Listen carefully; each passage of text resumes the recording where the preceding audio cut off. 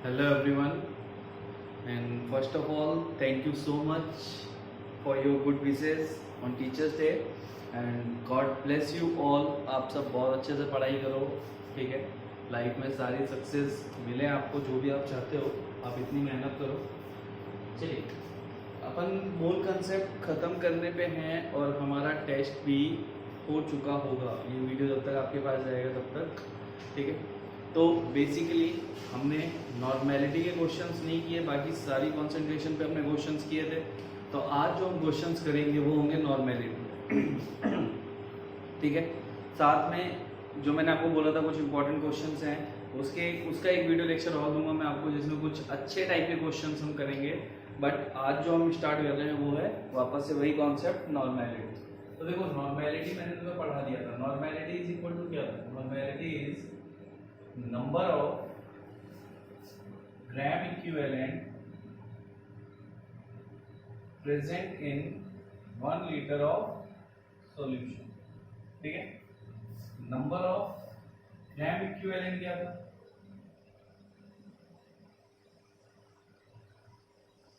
Is equal to given weight upon equivalent weight, ठीक है। अब एक नया कॉन्सेप्ट हमें मिला था, इक्विवेलेंट वेट, जो कि हम निकालते थे molecular mass by n factor. Molecular mass और atomic mass by n factor, इससे हम निकालते थे। और एन फैक्टर मैंने आपको निकालना सिखाया था, किसका? For acids, base, salt, ions, compounds, जो भी आप बोलो, सॉल्ट्स एंड कंपाउंड्स एक ही बात है, ठीक है। सबका अपन ने निकाला था एलिमेंट्स, जैसे मेटल, नॉन मेटल, सारी चीजें। तो इन्हीं से रिलेटेड हम कुछ क्वेश्चंस करने वाले हैं, जिसमें हमें ये सारे फॉर्मूलाज यूज करने पड़ेंगे। हम इसे कन्वर्ट भी कर सकते हैं। कन्वर्ट कैसे कर सकते हैं? देखो, इसका एक और फॉर्मूला होता है, नॉर्मेलिटी का एक और फॉर्मूला होता है, that normality is equal to molarity into n factor. ये एक और फॉर्मूला, तो हम दोनों में से कोई भी यूज करके क्वेश्चन सॉल्व कर सकते हैं। एक दूसरा फॉर्मूला है, that normality is equal to molarity into n factor. यानी क्वेश्चन में जो भी आपका सॉल्यूट है उसके एन फैक्टर से आप मोलैरिटी निकाल के एन फैक्टर से मल्टीप्लाई कर दोगे तो भी आपका नॉर्मेलिटी आ जाता है, ठीक है। अगर आप देखना चाहो तो मैं आपको ये फॉर्मूला प्रूफ करके दे सकता, इसी फॉर्मूले से, ठीक है, अगर आप चाहते हो तो। चलो हम प्रूफ कर लेते हैं। वो फॉर्मूला आएगा तो आएगा कैसे? मोलैरिटी इनटू एन फैक्टर कैसे आएगा, ये हम प्रूफ करते हैं।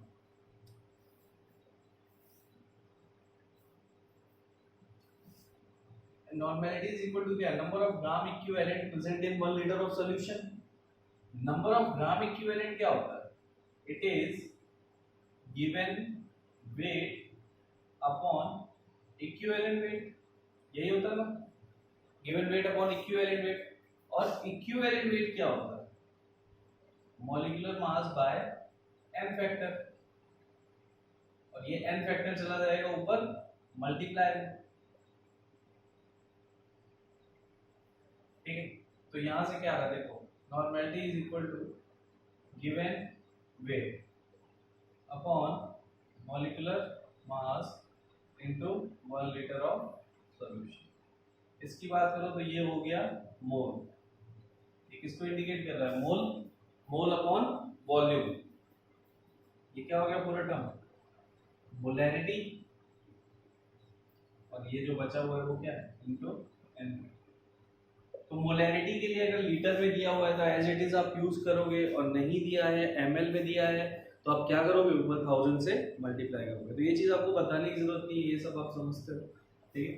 तो इस टाइप के अपन को एक नया फॉर्मूला मिल जाता है, that normality is equal to molarity into N.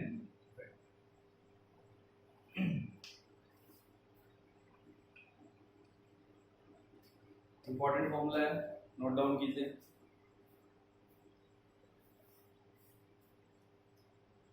आप इसको ये भी बोल सकते हो, relation between normality and molarity, relation between normality and molarity. चलिए तो अपन स्टार्ट करते हैं कुछ क्वेश्चंस नॉर्मेलिटी।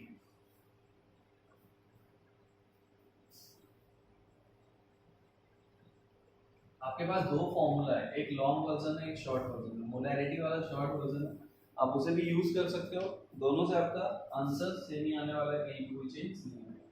क्वेश्चन है कैलकुलेट नॉर्मेलिटी ऑफ 49% W/V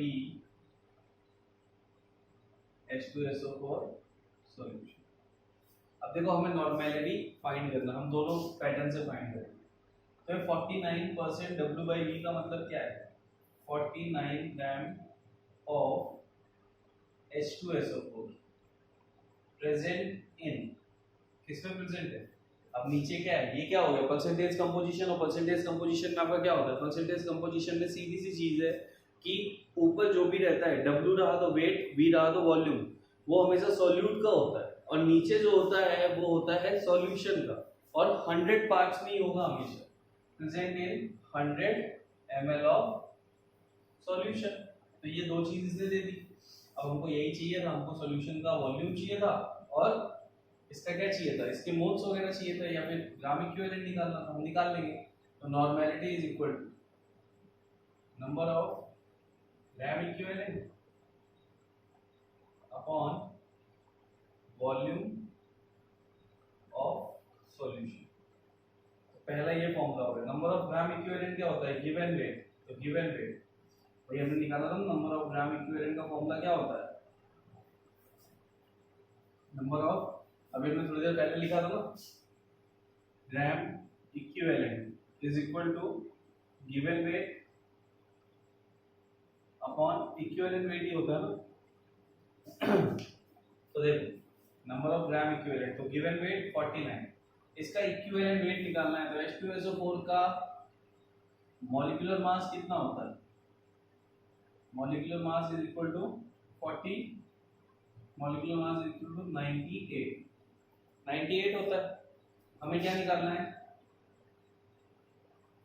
अब इसका देखो H2SO4 का अगर मैं बोलूं n फैक्टर क्या है, तो n फैक्टर इसका क्या है? इज इक्वल टू 2, क्योंकि इसमें दो हाइड्रोजन है, एसिड है, ठीक है।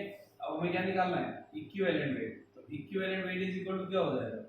Molecular mass divide by n factor. तो मॉलिक्यूलर मास कितना है? 98, n फैक्टर कितना है? 2, कितना है? 49 ग्राम, ठीक है। तो आप इक्विवेलेंट वेट निकाल सकते हो। मैंने लास्ट क्लास में कुछ क्वेश्चंस भी कराए थे जिसमें हमने इक्विवेलेंट वेट फाइंड किया था, और उसमें एसिड सॉल्ट कैसे n फैक्टर निकलता है, ये सारी चीज आपको पता है, ठीक है। तो 49 हमने इक्विवेलेंट वेट कितना निकाला? 49 इनटू सॉल्यूशन का वॉल्यूम कितना है? 100 ml में, तो ऊपर क्या हो जाएगा? 1000, ये होने वाला है। तो ये हो गया पूरा 100। तो कितनी आ गई? 10। नॉर्मेलिटी कितनी आ गई? 10 m, यानी 10 ग्राम इक्विवेलेंट पर लीटर। H2SO4 के 10 ग्राम इक्विवेलेंट है 1 लीटर सॉल्यूशन, ठीक है।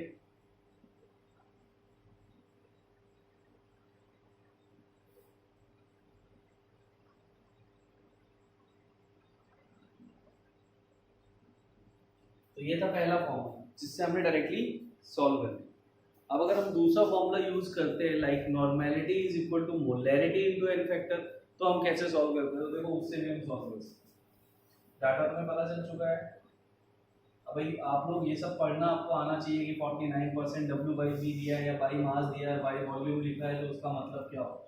ये मैंने आपको परसेंटेज कंपोजिशन में बहुत अच्छे से, बहुत क्लियरली समझा दिया। अगर आप नहीं पढ़ोगे तो फिर आप वो आपको क्लियर नहीं होगा। तो एक बार वापस से उन चीज़ों को पढ़ लेना अगर ये नहीं समझ में आता। जहाँ पे मैंने कंसंट्रेशन स्टार्ट की थी, वहाँ पे एक कंसंट्रेशन थी परसेंटेज कंपोजिशन, वहाँ मैंने इनको पढ़ना सिखाया था, कैसे इनको पढ़ते हैं, डाटा कैसे पता करते हैं, ठीक है।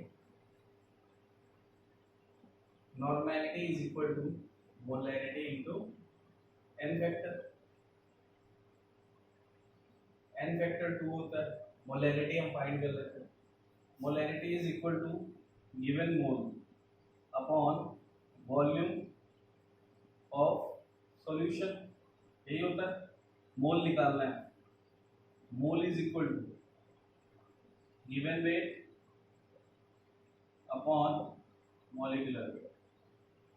गिवन वेट कितना है 49 डिवाइड बाय 98, 0.5 मोल।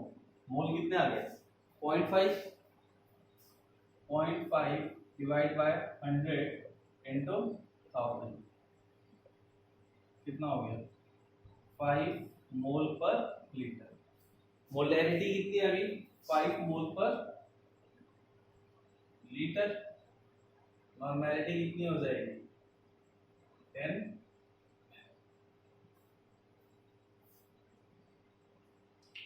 ठीक है, दोनों फॉर्मूला यूज करके आप निकाल सकते हो। चाहो अगर आपको इजी लगता है कि आप पहले मोलैरिटी निकालो फिर आप n फैक्टर का मल्टीप्लाई करके नॉर्मैलिटी निकालो, या आपको लगता है कि पूरा फॉर्मूला जैसे है वैसे कैसे यूज करके भी हम सॉल्व कर सकते हैं, वो आप पे डिपेंड करता है आप कैसे करना चाहते हो। ठीक है,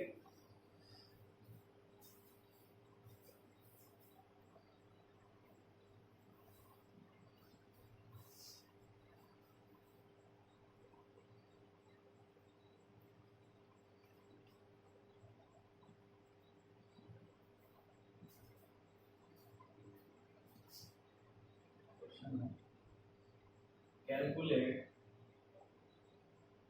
normality of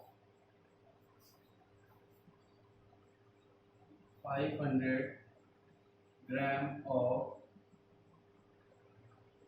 Na2SO4 aqueous solution, Na2SO4 aqueous solution in which 50 gram of Na2SO4 is present. Density is equal to 1.2 ग्राम पर cc। ठीक है, सपोज हमारे पास ये दिया हुआ है calculate normality of 500 gram of Na2SO4 solution in which 50 gram of Na2SO4 is